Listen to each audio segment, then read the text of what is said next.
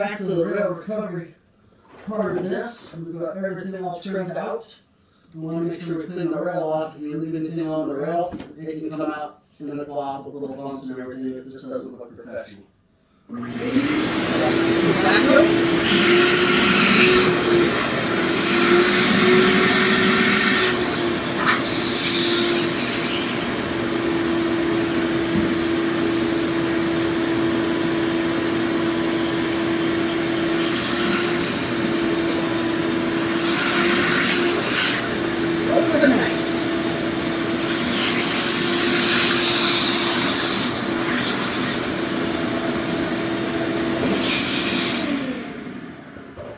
Once we're all cleared out, and I made these little shims. Greg has a really deep groove here, and the new feather strips don't like to stand up tall. So we're trying to raise the elevation to the top of his finished wood up here, which we will be able to do.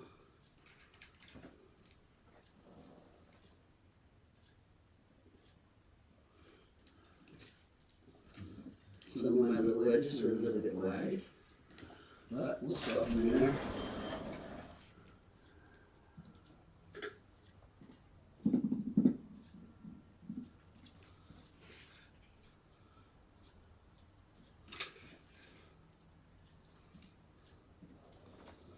They're sitting down flat. It is evenly spaced. I have 7 shims. One about an inch or so off the ends, one in the center, and the 2 in between those kind of evenly spaced. It doesn't have to be measured out, just enough to hold the feather strip up to the top. When we're cutting new feather strips, Greg's old feather strips are pretty gnarled. Just start off on one side. Mark your angle.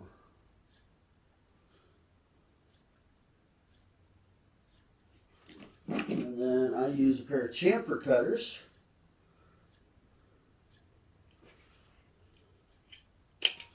Whoops. Look down. And after I trim that, I always give it a little bit of a down angle, just because the pocket angle is going that way too. So now you have one angle and another angle. Slide this guy back in. I like to leave with about a 1/16 of an inch on the end of that for my cloth to wrap around there, because it's going to be doubled up by the time it gets in. And then give yourself about a 1/16 of an inch over here.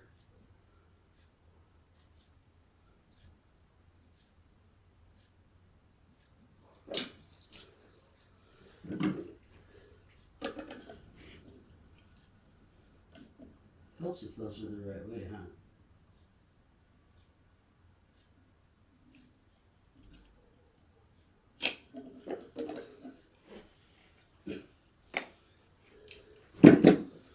Once that's done, check your fit.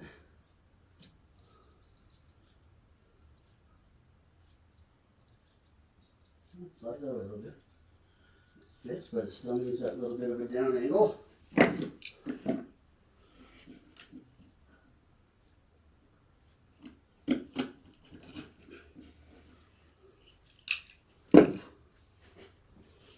Check your fit.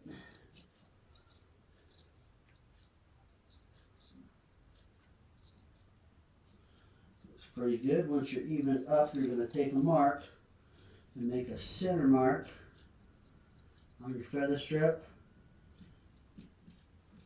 across the little piece of wood to your rubber. Just put a little tick mark on your rubber right there. That way you know how to center your feather strip up after you get your cloth on. And remember, you got to put it on upside down because it's going to fold over so the playing surface is forward.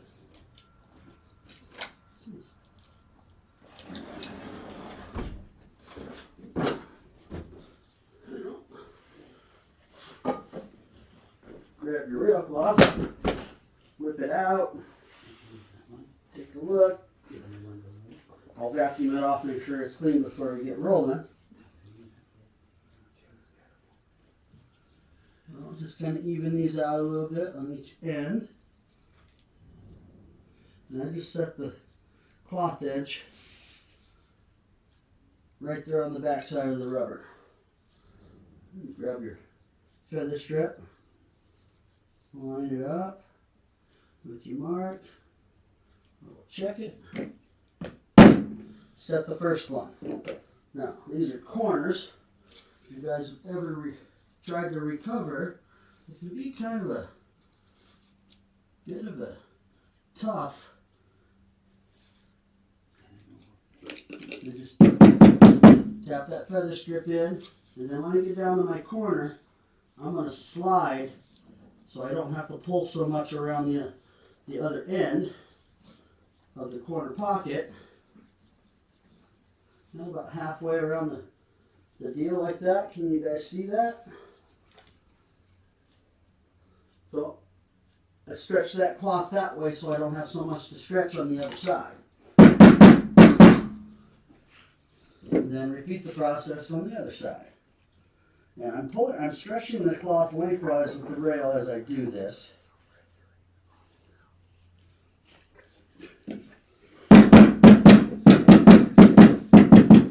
So now I've got that down to the surface, and I take just something flat and straight, do a little tap in. Ow! I caught myself. Don't do that, by the way, Rose.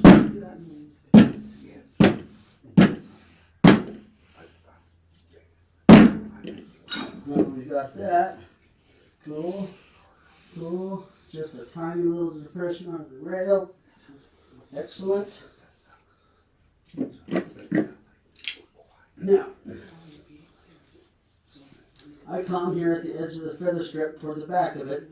You don't want to be up on the rail edge where you can show. But I stick my knife down inside, behind the backing, and then I trim the cloth across, up, and I cut through that way. Now I'm just going to take this little triangle, remove that because it's going to kind of double up later. Then the same thing to this other side, down inside the groove, cutting up and along.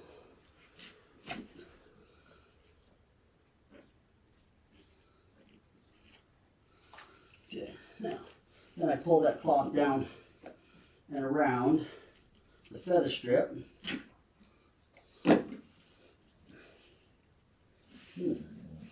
Okay, that wants to be feels a little bit loose. So I'm going to cheat and add a staple to this so that it can't pull out when I'm stretching the cloth.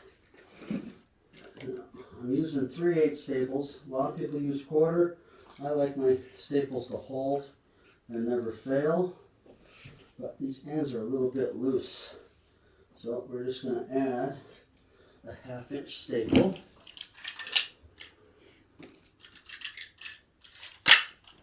Right here on this feather strip on the end. Boink. And this one as well. Most people don't like to do that, but I do just because it makes the job better. So now we got that. Get rid of my 1/2 inchers. Go back up with 3/8.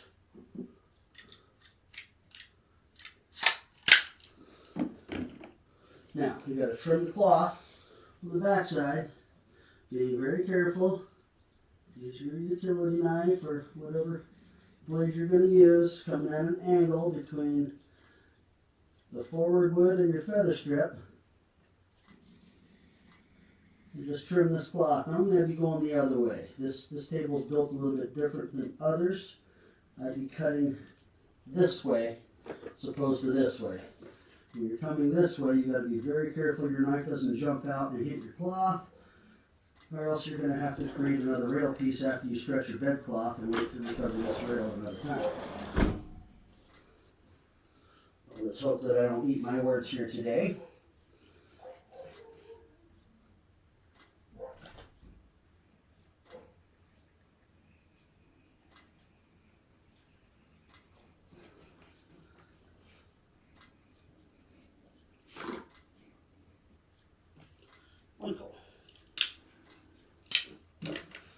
Now that that's done, I'll take the vacuum. I'm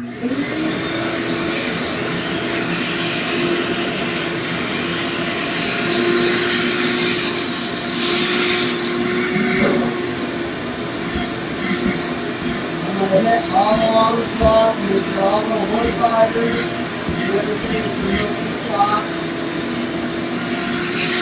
I have any of those fingers that stick up. Run my knife down there, bottom.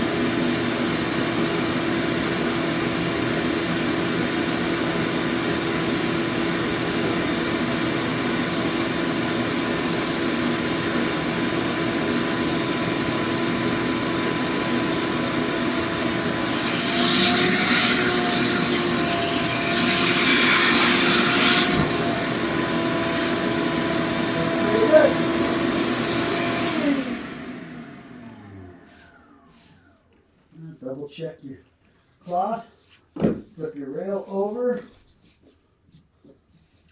Now just double check, make sure you don't have any little fibers sitting on the cloth.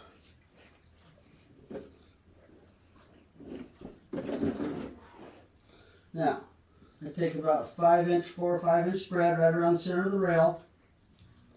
I'm going to pull it taut over the rail, and I'm actually going to pull that pretty tight. Spread my 2 fingers. There will be kind of a little dimple in these spots, but where you're going to staple here in the middle of your fingers is not going to depress the rail. You never want to depress the rail because you'll never get the bounce, the natural bounce of your rubber pushing the ball if you compress the rail. So, because I already stretched the cloth lengthwise with it when I put the feather strip in, you want to follow that same pattern as you go along your stretch over. So I go about 2 inches forward of where I'm going to staple, and I pull forward and back. You'll have a tiny depression right there where your thumb is, and staple. Then move forward, stretch out, up. Never stapling where your thumb is at.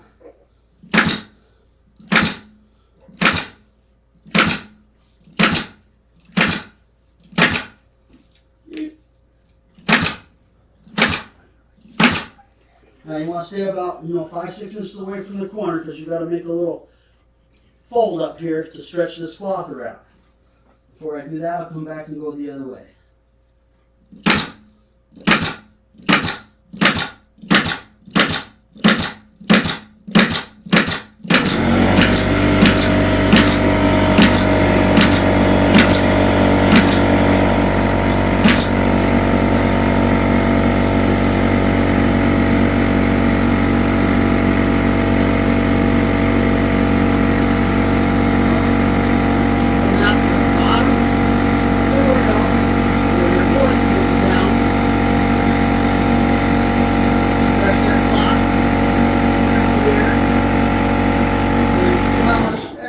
Is here, you're going to pull that, pull that, pull that, and you're going to make one little fold right here. And that's the start. Now, as you do this, you're going to pull this up. You're going to keep giving yourself little folds going back toward the long of the rail. Not too tight because you really don't want to compress the rail. But you just want to stretch that cloth around.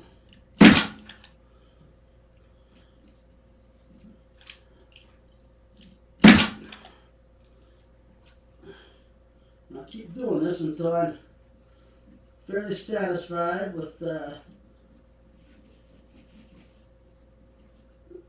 there we go.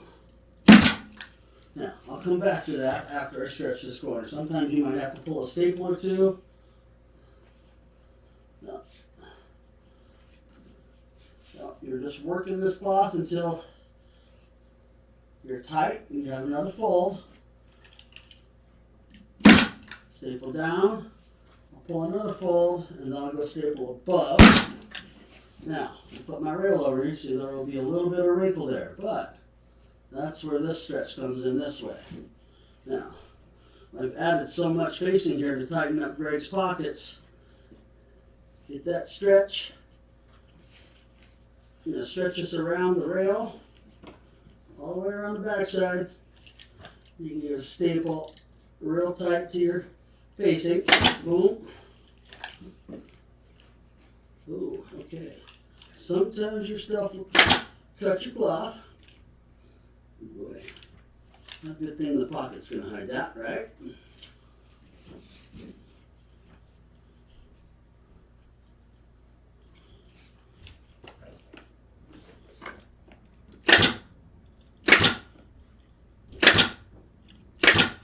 So, we effectively have 6 staples on the back side of that where the pocket's going to come in and cover. Right in there. You want to do a little double row. You do not want to get into where your pocket iron slides into your rail. It can create issues later. And then now, you've got this all stretched around, no little wrinkles. And if you have to, you can pull a staple and redo this as you're coming back and clean up any wrinkles. Now we finish this off.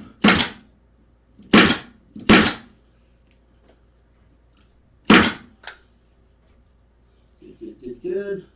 Now, usually on my corners, I like to do like a little backup of staples around it, just because these wrinkles are, they build up. You want them as flat as possible. And then when we cut them, you'll see how you pull the cloth and stretch them out.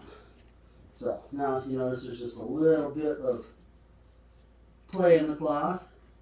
Now this, you're just going to pull it taut. I'm going to go away, up, and then kind of back a little because I need to kill this little bubble that I have in the cloth. So forward, up, back a little.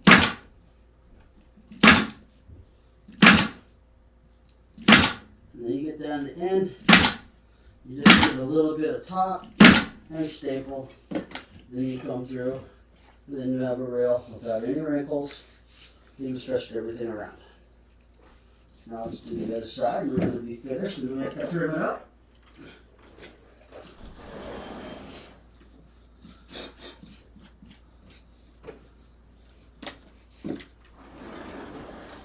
Stretching the cloth around the bottom. Okay, you got that wrinkle, right? You're always going to have some wrinkle there. To start, your job is to stretch it, fold it, get rid of it.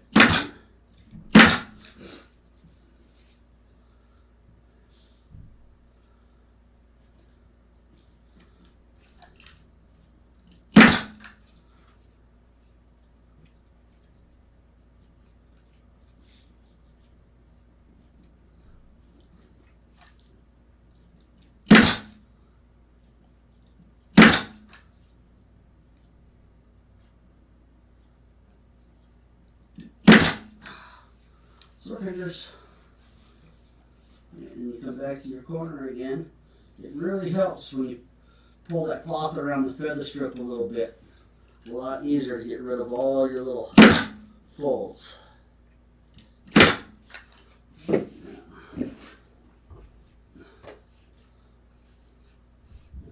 little flap that's underneath, you want to pull it down, tuck it in.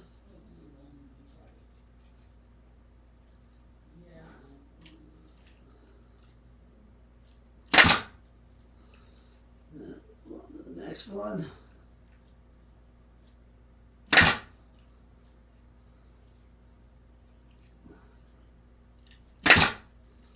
Now, 3 staples. I'll re-stretch that guy.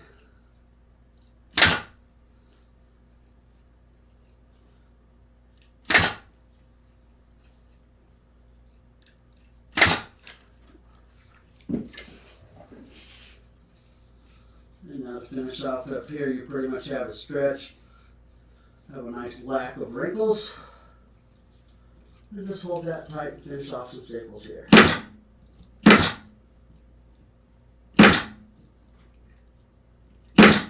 And again, you want to stay out of this screw hole that's for your pocket irons. Now, just come back and finish up these guys.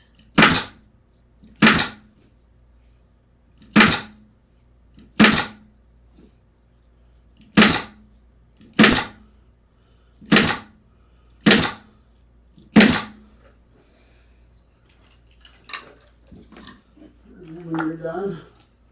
I mean, sometimes you'll end up with a wrinkle. It's not going to affect the way it plays. But you cannot ever eliminate every wrinkle out of stretching a corner pocket. Alright, now we trim. Start off right up here. Yeah, I think you continue here. No, I just trim right behind my staples, maybe a 1/16 of an inch. Cut.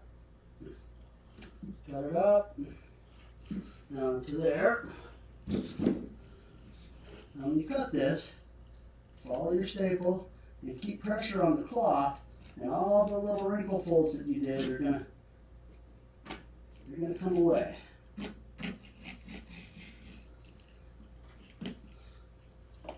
And toss and go. You don't really have to trim a lot of this. Some people will leave it there in case they ever want to recover a rail again, and I have done that. It is not the easiest, but it is possible. Set the rail up here again where you can see it. Cut right behind the staple, all the way up. Got a set staple. Come back up here. Keep pressure on your cloth.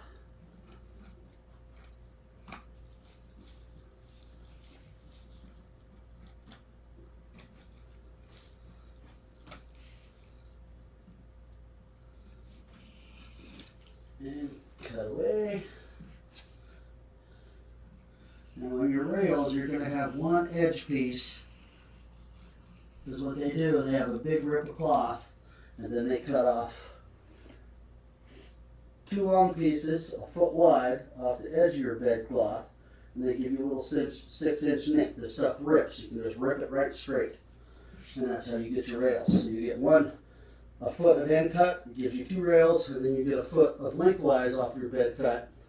You'll get 4 rails out of that. You rip them, fold them in half, and then cut them. Now you have your 6 rail pieces. Alright, so that's how you recover a rail. If you look right down that, nice and flush. Our shims worked out really good. This is a good looking rail. Grape's going to be happy with this. Alright folks, that's our final lesson on recovering rails. Have a good day.